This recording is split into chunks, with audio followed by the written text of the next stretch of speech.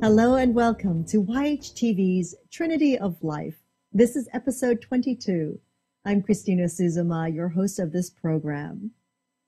Thank you so much for joining me as I continue to explore the wonderful world of healing arts, meditation, therapies, and many other modalities of helping us find balance in our individual journeys. We are always excited to meet those who are on the leading edge of creating this change on the planet and those who will inspire others to make life changes. Today, I have the honor of welcoming to our show a very dear friend, mentor, and a faculty of Yoga Hub's first annual Virtual World Yoga and Meditation Conference way back in 2010. Recently, she's had a very exciting event. She launched her first book, which I saw her take years to write. So it really has compelled us to bring her on the show so that she can share her story in life and her story of My Name Is Mahataa. Thank you, and we welcome Jikun Kathy Sankey. Thank you so much, Christina, for that amazing introduction. I hope that I can live up to all that you spoke about myself and my work and my service to the world. So I'm happy to be here. Thanks so much. Thank you. We always love having you here. And I love being here. So thank you so much. Yes, I did write this book. My Name is Mahataa.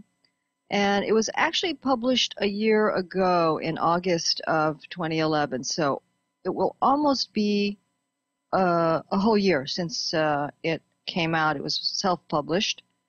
And I was inspired to write this book based on my maternal grandmother, whose name was Mahataa. The reason being that she received this name, and we don't know how she received this name because nobody on the island of Okinawa actually has this name. And her parents died. They perished when she was very young, and she was raised by an older brother.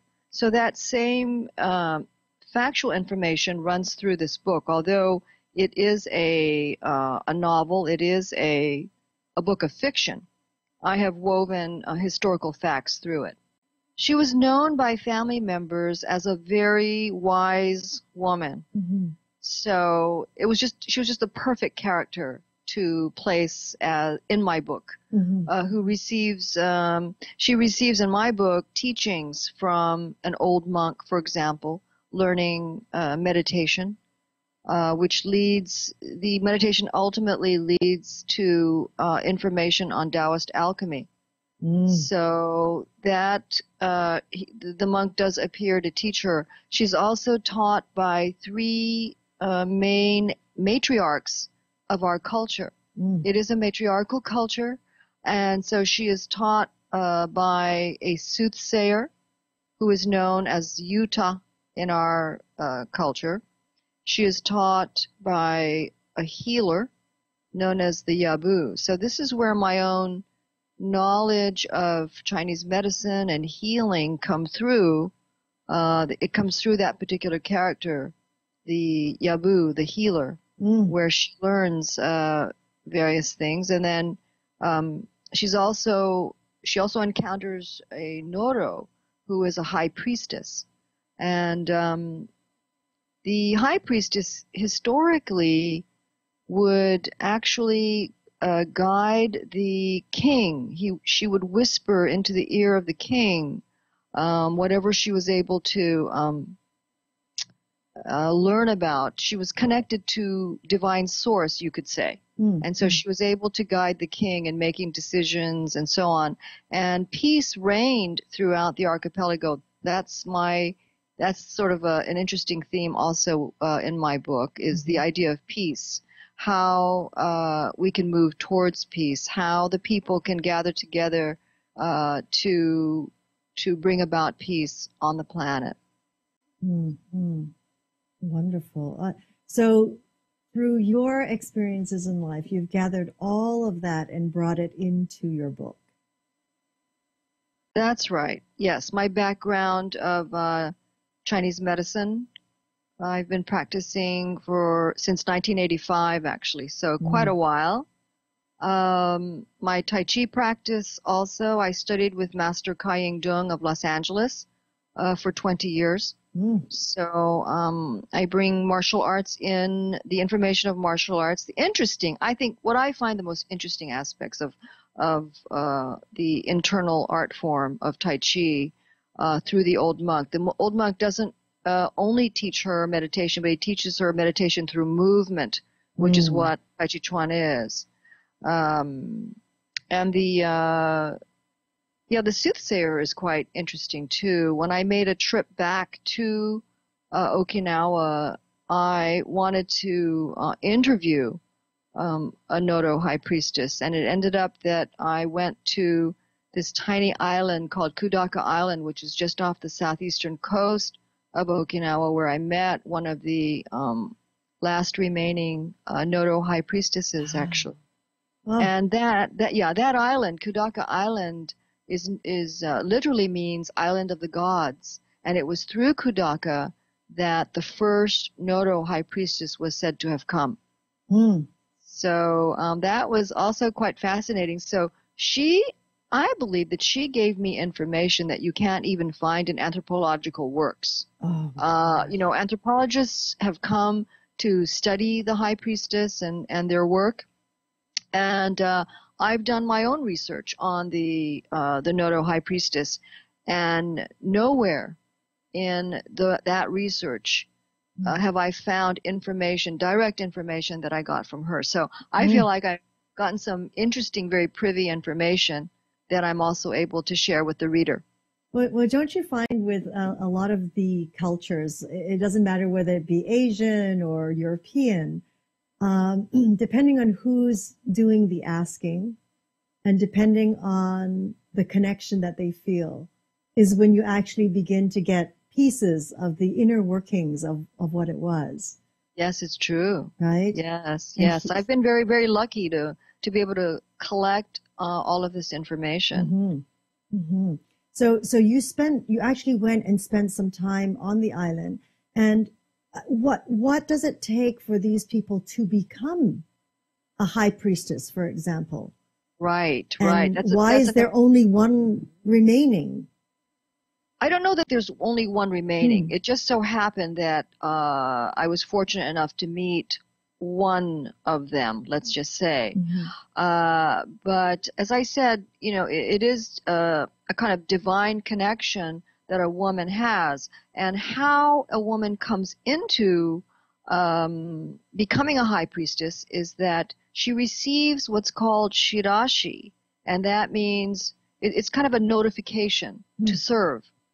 And the woman will receive this notification quite late in life. So it's not as if the high priestess is some sort of lineage through families. It's not passed down from grandmother to mother to the daughter.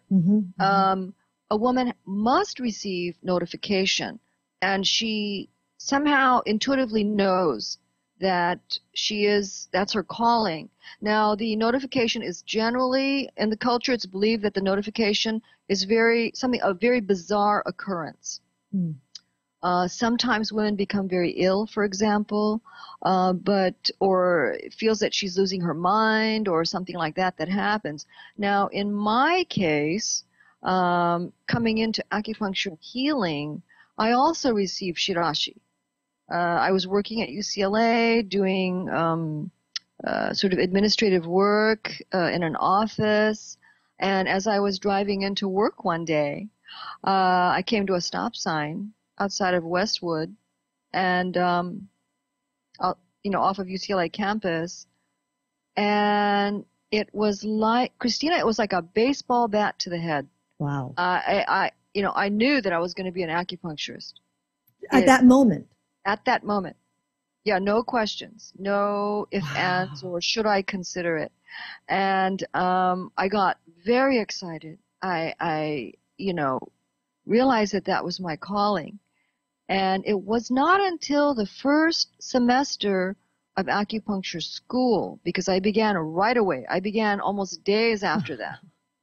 But it was in the first semester where a history and terminology instructor required a paper of us. And so he said you could write on anything that has to do with healing. So that's when I decided that I would research the healers of my own culture.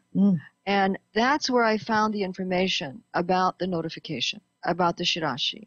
And I just had goosebumps from head to toe because I realized that I had received exactly that. So that's the story. So the shirashi, you Yes. hear of people, not just in the healing arts, but in other modalities or other paths in life, where suddenly they could be going for a walk or suddenly waking up in the morning, anything, that suddenly they feel this urge and this Yes. vision, so to say, if they would like to call it a vision, Yes. of something they never expected in their life. And it felt right. Yes. So the shirashi is a calling, basically, that aligns Yes. the person right at that moment. Yes. And I think, how is it? Why did that happen to me? At that moment, it was so powerful, a shift, a knowing. I've never known a knowing, quote unquote, like that prior to this event or after. I've never had anything that powerful and that strong, where it was, for me, it was an about face in my career and my life at that moment, just an about face and it's a straight line, from that moment until now. Oh, how Yeah. interesting. But Fantastic. I would say this to others, that if they feel this sort of strong calling, that they should not hesitate. I think you almost can't help it. You can't hesitate. I mean, it's so strong and it's so powerful that you're just going to go with it, hopefully. Right, Yeah. Right. And just Well, some people trust it. second guess themselves, and we ought not do that, I think. So from an administrator in an office, you turn Yes. completely around and go right into your acupuncture studies. And That's correct. had you started your Tai Chi by that point?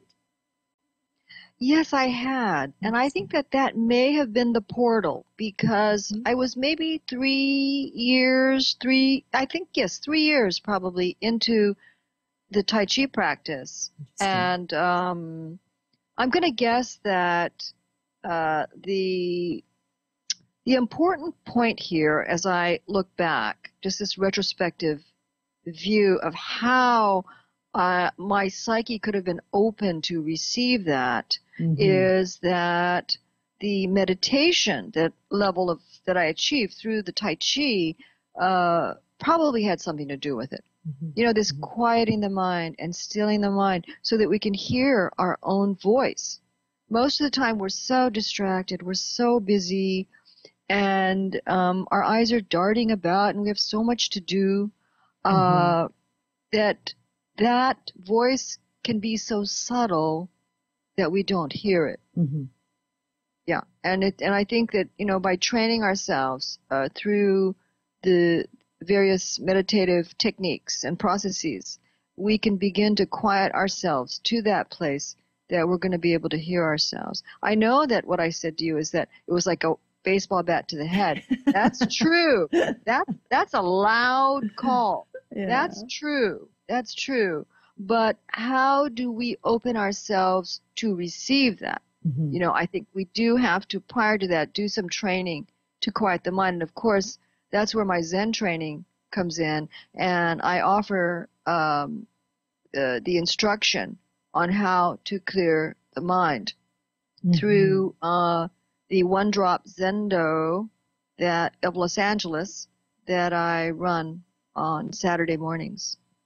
Yes, which is so lovely, because that's where I was able to experience the Zen meditation was with you, right, which is magnificent. It was such a wonderful experience, to be in a group of people that are just being still at the same time. You could feel that energetic Yes. wall just expand. Yes, yes, really it's true. It's magnificent. true. And it is. That's the focal point of a group coming together in one mind to let go of everything and to completely clear the mind. That's the emphasis of that sitting. It's a very active kind of meditation in the sense that we don't, how can I say, sometimes when we're letting go of our thoughts and our feelings and so on, we can drift into a very dreamy sort of state. And this meditation requires a certain crispness of your attention, a focus, and a concentration. So it is different from just a very relaxed and sort of drifting kind of meditation. It is different. It's very powerful. So. It's very, very powerful. Yeah. Oh, yes. You know. That was my doorway. Yes, that's great. Yes, of course. And it's very interesting because when you speak about, the Tai Chi and the form of meditation in Tai Chi, which, if a person's really active, like I was extremely active and almost to a point where you could say hyper, because I always needed to keep busy. I always had to do something. I mean, I hated sitting still. I hated, it just didn't fit, Yes. you see. And even something like Tai Chi didn't quite fit. But for whatever reason, and that timing in life where the Zen meditation and sitting in that group setting and really focusing, those hours were spectacular. Right, right. Well, that brings me to this sort of thought, too, that I, too, am very much like you. As you know, Christina, we're very similar in that. I also can be very high-strung and hyperactive and want to be involved in so much, and it's interesting how who knows what it is? It's our own guidance that we receive. Sometimes it's counterintuitive. We move in a direction that really isn't what we think we are, if you know what I'm saying. I'm also somebody that likes to keep things pretty fast-paced. And so for me to actually place myself in a situation where I'm cutting all of that and becoming still, it's not something that I naturally do, and yet I've made myself do it, or I don't know, doors have opened and I've gone in. I walked in to challenge myself in that kind of way. And, I would say that, that's what most of us, I think, need to do. We run away from doing these things that our spiritual guides may come and offer us, that I think if we're present and we're interconnected, which is a phrase that you used earlier, we'll try it. We'll come in and we'll try it. And you never know where that path will lead. Maybe it'll lead to writing the book.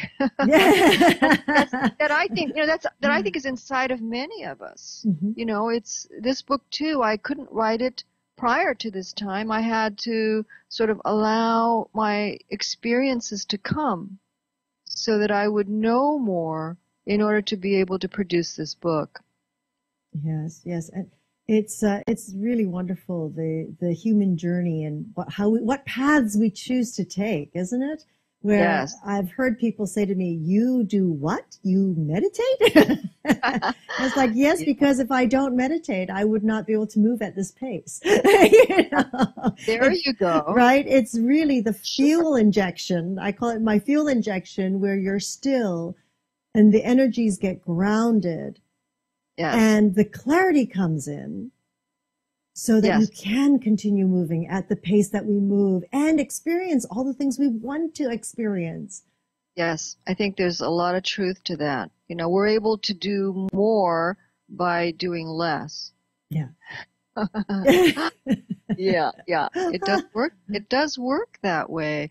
And I think this is what it is. I think when we clear our minds, we're 100% available to every moment. Certainly this is not my own original idea. Other great masters have said it, that when we're completely clear, we're 100% available to the moment. But when we're cluttered, our minds are murky, I mean, and we're worried about what I did last week and what I'm going to be doing next week and what's in store for me and all the gazillion projects that I have. How much attention can we give to this moment? Mm-hmm. So because really the moment is all that's really factual. It's the only thing that's actually happening. And when we can give 100% to it, then we're the most efficacious in whatever it is that we're doing. That's why we can do more, actually. We can do more because we're 100% here doing it. We're only able to do so much less if we're not here, if we're not present, if our attention is so divided, So, yes, what you say is true. It's amazing. It's like when I hear you talk about the clutter, Kathy, it's so funny because the last few weeks, all I've been doing is just clearing clutter, from people, mentors who have stayed with me in my home to, caring for a sick and dying uncle and all his things. And, the clutter, everybody's clutter has built up in my home.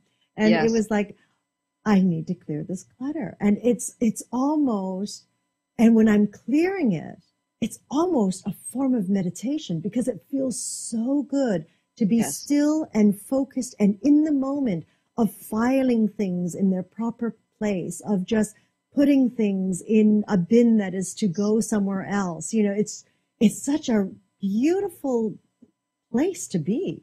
We are on the same wavelength as usual. We haven't salsa'd yet. We have to salsa together. So this is exactly it. I think that's what I'm doing now in this it's a huge task of clearing all unwanted debris out of my house. Oh, exactly. We are really on the same wavelength. That is amazing. Because I think as above, so below, as outside, so inside, right? If you want to know what's going on inside of you, just look around you. And if you look around you and see nothing but clutter, then that clutters our, interior as well. And we can work on clearing our interior from the outside, from the outside working in, from the inside working out. And so there's this balance of internal and external environments, by clearing both. So that's exactly right. Yes, I think when you come into and that's why I think Zen is popular in this kind of way also, and it could be useful in this world of ours of so much information and so much going on, is to enter a very peaceful and serene environment, and that already begins to still and to slow down, what's happening in our own interior. And it's important. That's the way in which we become 100% present. We cannot be otherwise. It's beautiful. Yes, and it's interesting how when people speak about meditation, many I hear say, oh, I can't do that. I can't sit for more than 5 minutes or 3 minutes. And yet I remember myself saying that. And now, actually, having experienced different forms of meditation, like through yoga, through your practice of Zen meditation, and now through the Himalayan form of meditation, just experiencing all these forms, it's very, very interesting, Kathy, where at different moments or times in my life, it's like when I am having my acupuncture, I sit up straight and I'm in an hour of meditation, which is so brilliant with all these needles and it's just magnificent, and experiencing all these forms and modalities of meditation makes it so that, the one thing that it always brings me back to is when we were in the Zendo and we all walked. We got up and we walked in that circle around that Zendo, feeling every surface under our feet and being so aware of that. Yes. That in itself, that one piece keeps coming up for me over and over again. When I'm walking every morning, when I'm clearing everything. You know, it is not, you know, there is such a, can I say perspective of what meditation is that people assume that you have to sit and be still and that's, you know, and they go, I can't do that. I go, well, what do you love to do? And like my sister loves to bake and she works hours and hours. And I say, you know, your baking is your meditation. She wakes up at 4:30 in the morning to prepare everything, to put it in the oven. Then she goes to do her workout. But that whole process, I told her one day, that is your meditation. I watch her. She's calm. She's still. She's in that present moment. And all the clutter and work of the day is gone. I think you're right. I think it is the absorption. It's the sort of absorption in the moment, whatever it is that we're doing. So meditation, what is it? It is not the posture. It is not about having to have the body in a particular position or place. It is the state of our mind. And so I think what you're describing is a kind of mindfulness. It is a state of mind.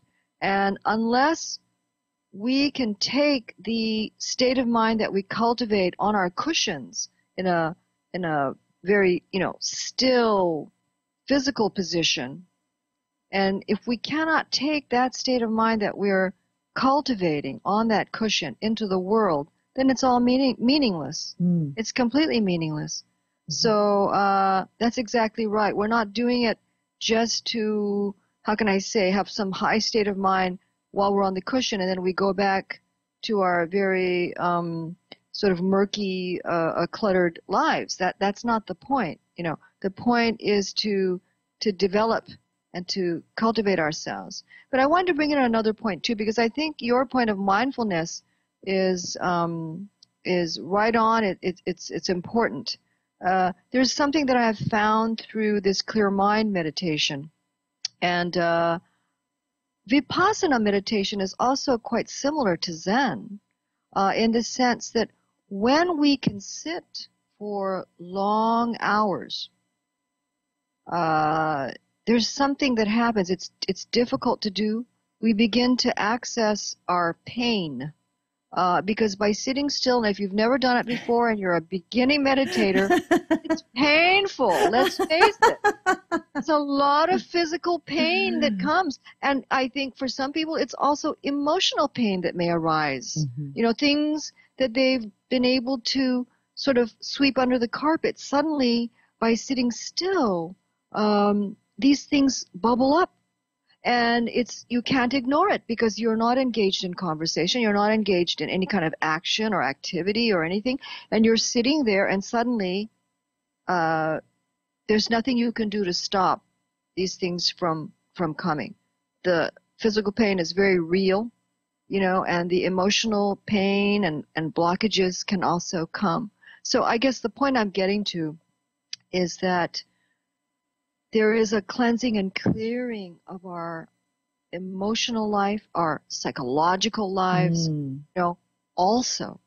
That's really huge. So as we're letting go of these psychic blocks that are trapped in this body-mind, which is really the gift that comes at the other end of all that physical suffering that we do with extended and prolonged sitting, which is why the Zen meditation retreats are, yes, they're 7 days long, and yes, we sit, you know, 10, 12 hours a day, and people hear that and they, you know, freak out. What do you mean? What do you mean you're sitting? You mean continuously? And of course, no, there are breaks and so on, but it is sitting for long periods of time, and it's kind of our medicine. It's a kind of therapy, if you will, in the sense that we sit and we must sit still. We must sit without moving, ultimately, even though it's painful. And even though you want to get up and stretch, you know, you sort of command yourself to sit. This is a way in which we begin to master our life as well. But we're also healing ourselves in that process. Because it's quite natural to stand up and just stop doing what's hurting us. But these pains are huge blocks, I can assure you. And, Vipassana identifies these pains as sankharas. They call them sankharas. And these sankharas are psychic blockages that we have. And it is possible for these huge blocks to simply rise to the surface, and they are eradicated. That was one of the Buddha's first teachings. So, yes, mindfulness is a wonderful thing. And I think that we can practice mindfulness and awareness and being present. But if we're interested in letting go of those blocks, those huge concrete blocks that reside inside of our body-mind, this is a way in which that we can do it. So that's a huge piece of meditation. Yeah, I mean, well put, Kathy. Thank you so much. I think that's very... It adds another level for people to understand. Yes. I mean, why do we do it? Why do people sit like that? And they find it torturous. And why are they doing that? Well, you don't know until you actually sit down and move through it, to move through our own pain. I think the ability to move through our own pain is a way in which our energy then begins to really circulate through those meridians in our own bodies, that we're able to actually extend that love and radiate that healing and love that we are actually experiencing ourselves into the world.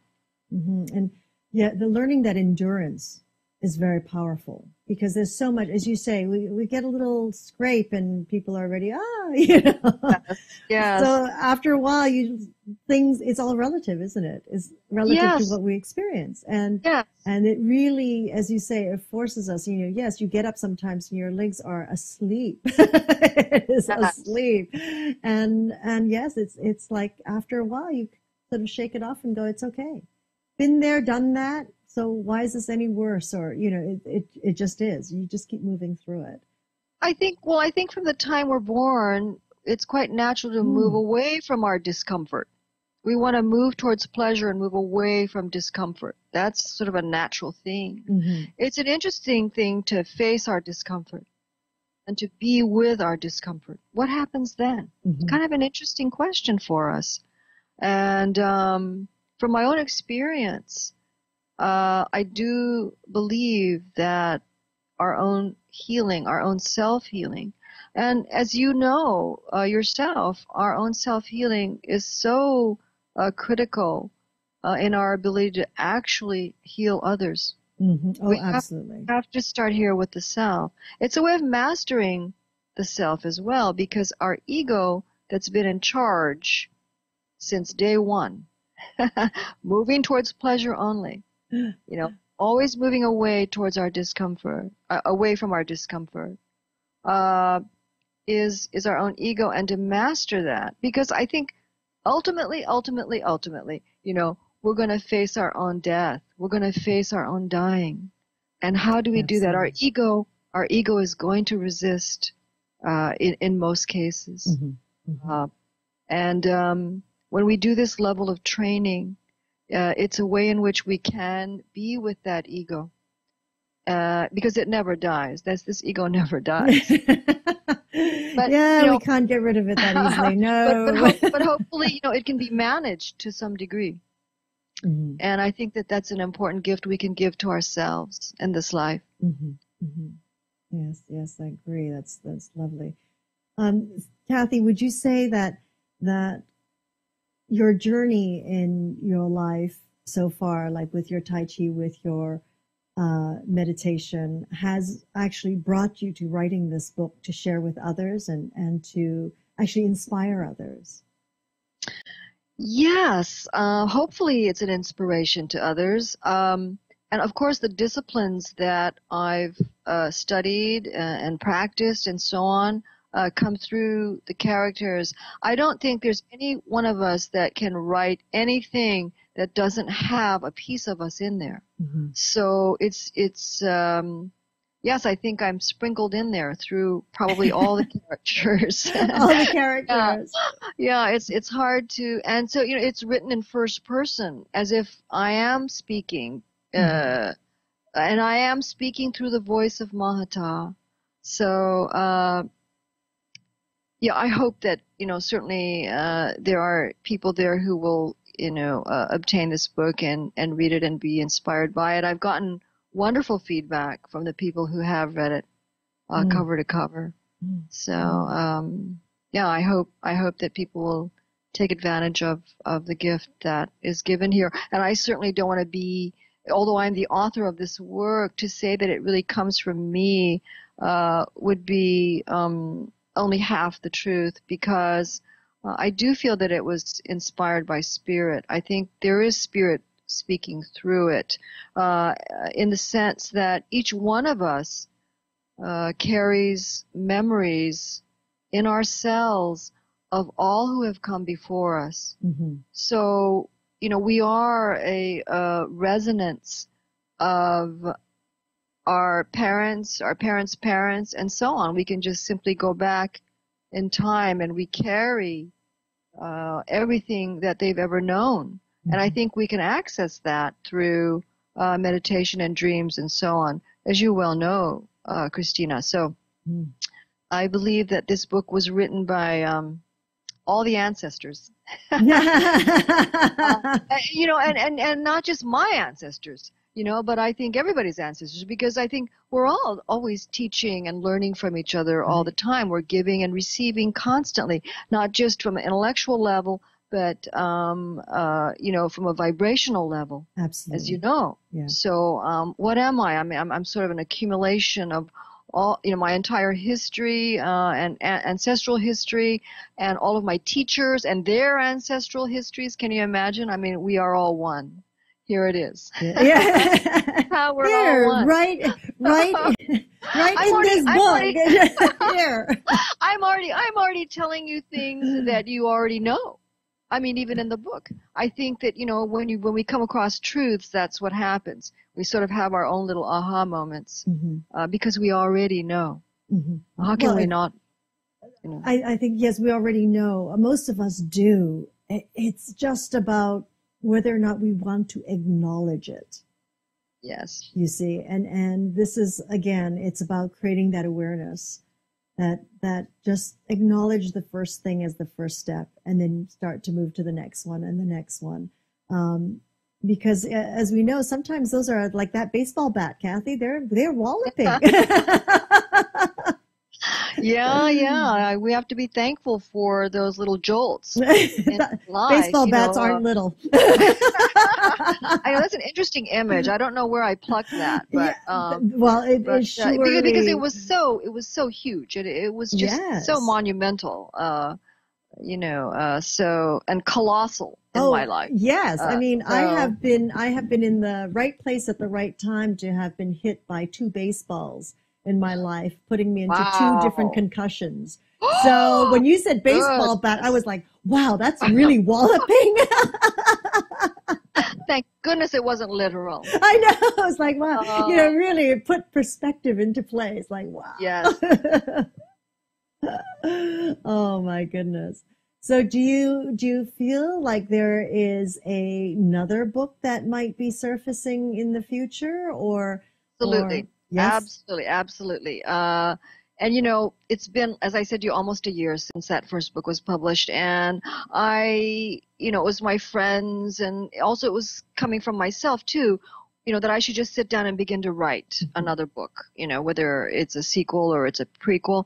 And I could not find any inspiration for this entire year until very recently, when I started taking a screenwriting class, and it was from there and the assignments that I think led me to this sudden inspiration for both the sequel and the prequel at exact time.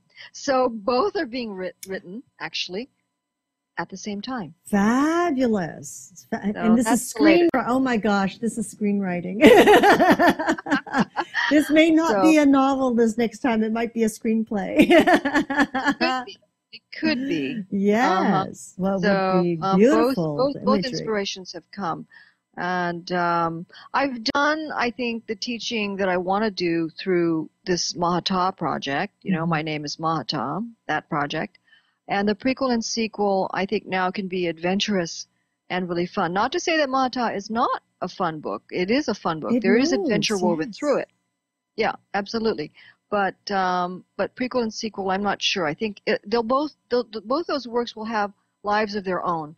And I cannot even predict what kind of inspiration will come from spirit and from ancestors and from everybody around me, because that's what will, I think I'm hoping that the works will bring what we need now, whatever it is that we need to hear and to heal. That's my prayer, that's what will come. Well, keep clearing the house. Yeah. Right. And the rest will come. I think so. That's true. Yeah. It's through the clarity, through the clear mind that the inspiration comes. And do you feel like you'll be traveling to do more interviewing and research for the prequel and the sequel? It's possible. Yes, it's possible. But I haven't entered into that phase yet. Right now, it's just really looking at an outline. I didn't do an outline for Mahataa. She just sort of came. And I didn't know what would be around the corner. With the prequel and sequel, that's why I say it's a little different in the sense that I'm actually developing an outline. I already have the outline for the prequel and a sketchier outline for the sequel. But I'll tell you this one thing is that the prequel and sequel and this particular book, this book is actually part 2 of a trilogy. So, and I don't know whether this has ever been attempted or done before, but what's interesting about this trilogy that I'm working on is that it is the same character, the protagonist, who moves through different incarnations in different countries. But it's the same person, it's the same spirit, but she appears in an entirely different form in the sequel. That's going to be fun. Yes. And are you writing this in a screenplay format? At this moment, I'm working with someone to do that, but I'm really, really writing 2 other novels. That's my intention. So well, you might as well have both at the same time. It's possible. Yeah. It's all possible. Yeah. I mean, especially if they're moving into different places and becoming different people. Oh my gosh, that would be a wonderful journey. Right. And I'm so looking many forward. people. It's back to the thing is like if you're raising awareness with something, you almost have to do it in all the different forms that people are actually able to take in, whether it be audio or visual or whatever else, enticing the senses in some way, right? I mean, everyone learn differently, so. Yes. Yeah. So the audiobook idea is also in the offing. I'm not scrambling to do it, but people have requested it, that this Mahataa book actually can be placed as an audiobook. So that's another project. Yes. I'll get to when I have time. That would be fun. That would be a fun project. Yes. So, Kathy, thank you so much. Now, is there anything further that you'd like to share with our audience about your practice, about your Zen meditation, about your book? I think we've pretty much covered all those bases. I think you did a very thorough job. Thank you so much for this interview, Christina, because I think you plucked the essentials. The essentials. Of all. Yes, I do. Well, except that we didn't announce to everyone that you are still a practicing acupuncturist. That's here correct. In Los Angeles. And Yes. you do head the One Drop Zendo of Los Angeles. Yes, that's which right. They're connected in Japan as well as in Washington State, right? Yes. The major spaceship is the mothership is Sogenji Monastery in Okayama, Japan. That's where Shodo Harada Roshi Zen master, an abbot of Sogenji, resides, where he holds sesshin on a monthly basis. Sometimes those sesshin, which means retreat, sometimes a sesshin will occur in another monastery somewhere in the world. So we have that monastery at Sogenji. We have a monastery, Indosan, in India. We have a monastery in Germany, and another monastery on Whidbey Island in the Seattle area. And then from there we have these satellite groups around the world. And I run the One Drop Zendo of Los Angeles. So we are the only One Drop in California. And it's right here, as you know, in our backyard, Christina. Yes, it's a beautiful space. Beautiful space that I would encourage everyone to go to. And of course, your acupuncture is wonderful. And just to mention to everybody, Kathy Sankey, Dr. Sankey and Sankey. So she is also married to Dr. Mikio Sankey. And they practice together there here in Los Angeles. So do look them up if you are in the area and you want some magnificent acupuncture or wonderful, wonderful time in the Zendo. Because Kathy, you still teach not just every Saturday, but you do you still have your, I think once a month for beginners who aren't. Actually, I'm doing it weekly. Oh, you are? Wow, that's wonderful. Wednesday morning, but it's an ungodly hour for most. It's at 4:50 a.m. in the morning. So it's 5 a.m. It's great for Los Angeles. We're missing the traffic. You're missing the traffic. Yeah, it's a 5 to 6. And I do give instruction. I don't do a lot of talking, but I give vital instruction for quieting the mind. And then on Saturday, I do have 2 groups, actually. The 1-hour group from 6:50 from 5:50 to 6:50, and then from 6:50 to 9 a.m. So the 6:50 to 9 a.m. is the One Drop Zendo of Los Angeles. The hour prior to it, from 5 to 6, essentially, that's essentially the time, 5 to 6, I give instruction there as well. So people can call us. We're at 310-673-8225. And if they phone us, there's a menu, and it will guide them to which mailbox to press and leave messages. Wonderful. Well, that's wonderful. So that's true, because that number leads to all the different areas. Can I also add that there's no fee for the meditation instruction? I think people assume that there are fees. We do have a small donation box, and people can drop in donations if they wish. All of it goes to the One Drop Zendo Association here in LA, and those funds are used when the Roshi visits us. He'll be here in September, and he'll be doing a calligraphy show at LACMA on September 15th. Magnificent. We have a 4-day sesshin here on our practices. And when you say you have a 4-day sesshin, can you explain to everyone how that would work in the means of the flow of that in the morning, and then do they go home and then come back? No, we're pretty much sequestered here. And it's locked down, everyone. Locked down.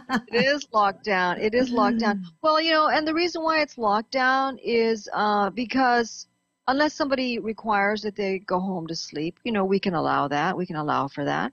But the reason for the lockdown is so that we can stay focused and concentrated. When we get out on the road in our cars and we encounter family members and so on outside, it's hard to maintain that moment by moment awareness and training that we're doing here. So the days are very similar to the days that are of a sesshin that are done up on Whidbey Island. So it's that schedule. We're up at here. I'm a half hour later than what we do at Sogenji, so that's why I say almost like that schedule. We're our wake up is at 4:20 a.m. and we're on the cushions at 4:50 a.m. and it goes all the way till 9 p.m. That's a long day. But there are breaks in between. It's quite doable. But I require, of course, I can't take anybody who's never sat before or knows nothing about Zen. There's absolutely. There's no instruction. No, there's no instruction. That's true. There's no instruction here in a sesshin. Everybody ought to know what they're doing now. And, yeah, it's a challenge, for sure for people that are rather new to the practice. But that's why I'm here. I'm based here in LA and I'm here to offer that guidance. So everyone is welcome to contact me. Oh, that's wonderful. Well, anyone who is interested in a 4-day sesshin, contact Kathy for sure. And this is ongoing. So just in case if you are listening to this much later, you know that you can call that number at any time and get the latest update on what she is doing and, you know, what is happening at the Zendo, as well as at her acupuncture side and her book. And I just want to also let everyone know that her book, which you could see that right here, My Name Is Mahataa. This is available at Shop Yoga Hub. So it's available here. And I do believe that they're signed copies as well. So we invite you, if you're interested, to take a look at that and enjoy the teachings of Kathy Sankey. So thank you so much, Kathy, for sharing your journey with us today. Thank you so much for having me here. It was a great pleasure. Wonderful. Thanks so much. And I would like to thank everyone for joining us and supporting us here in this new platform of education and information. You know, we are grateful for your continuous support and we look forward to hearing from you. So to, let us know how we can support you better. If there are certain topics or certain people that you would like to hear from, let us know, right? At yogahub.com, you can send us a note through our contact form and we will get back to you. And to remind you, join us each week on Tuesdays at 10:30 Pacific Standard Time, 1:30 Eastern Time for our magical medical tour with our wonderful medical guide, Dr. Glenn Woolman. And that is the time that we take to have conversations with specialists of all areas in the healing arts, from specialists in, for research and doctors, pulmonary and nutrition, as well as the healing arts of acupuncture and different forms of medicine. I do believe we have some African healers, etc., that we will also be bringing on the show. And of course, as you know, Wednesdays at 11 a.m. Pacific Standard Time, 2 p.m. Eastern Time for our Trinity of Life, which is anything and everything that will help inspire each of us to have different experiences in our journeys together and live a better life, creating more peace with each other and for this planet. So we look forward to having you with us next week. And thank you and namaste.